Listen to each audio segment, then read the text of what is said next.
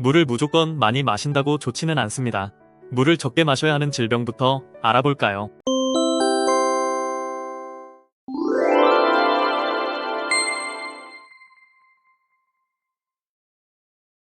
첫 번째 질병은 심한 갑상선 기능 저하증입니다. 물을 많이 마시면 수분 배출이 잘 안 돼서 전하트륨 혈증이 생길 수 있습니다. 심한 전하트륨 혈증이면 나트륨 수액 주사를 맞아야 합니다. 심하지 않을 때는 수분을 하루 1리터 미만으로 제한하는 것이 좋답니다. 두 번째 질병은 간경화입니다. 간 기능이 떨어지면 알부민이 생성되지 않습니다. 혈액 속 알부민 농도가 낮아지면 수분이 각 장기에 배분되지 못하고 혈액에 남기 때문에 혈액 속 수분 함량이 높아집니다. 늘어난 수분은 복강으로 흘러들어가서 배에 복수가 찰 수 있어요. 세 번째 신부전증입니다. 갈증이 날 때만 의사가 권고한 양의 물을 마셔야 합니다. 투석을 하는 오기 환자는 투석을 통해 단백질이 빠져나가면서 알부민 생성 기회 자체가 사라집니다. 그러면 수분이 각 장기에 배분되지 못하고 복강으로 흘러갑니다. 네 번째는 신부전입니다. 신부전이 있으면 심장 기능이 떨어져서 심장에 들어온 혈액을 충분히 내보내지 못합니다. 따라서 물은 하루 1리터 이내로 마셔야 합니다.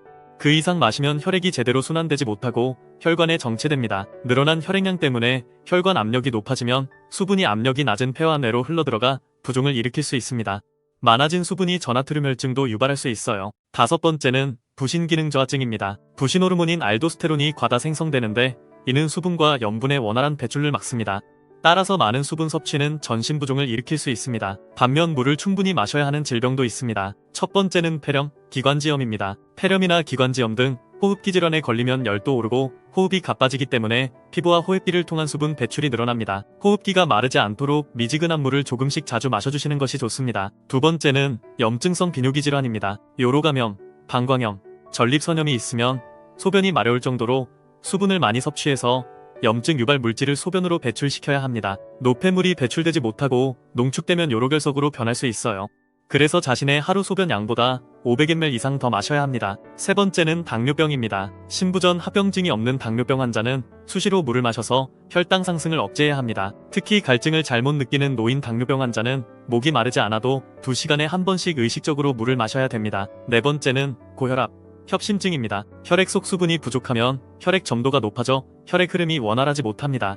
이 경우 혈전이나 지방이 혈관벽에 쌓이게 될 확률이 높아지므로 하루 1.5에서 2리터 정도의 물을 마시는 것이 좋습니다. 이상지질혈증 단계부터 물을 충분히 마시면 협심증으로 진행되는 것을 억제하는 데 도움이 됩니다. 단, 염분은 하루 5에서 6g 이하로 적당히 제한해야 함을 잊지 마세요. 그리고 감기를 막으려면 물을 자주 마시는 것이 도움이 됩니다. 물을 충분히 섭취하면 감기 예방에 도움이 됩니다. 그 이유가 물은 호흡기 점막을 촉촉하게 유지하고 기관지와 폐의 섬모 활동성을 늘려서 바이러스나 세균이 호흡기를 통해 침입하는 것을 막아주기 때문입니다. 내 몸에 따라 적당하게 물을 섭취하여 건강하고 행복한 날들 이어가시길 바랍니다. 당신의 건강하고 행복한 삶을 위한 채널 구독과 좋아요, 알림 설정으로 다음 컨텐츠도 만나보세요. 시청해주셔서 감사합니다.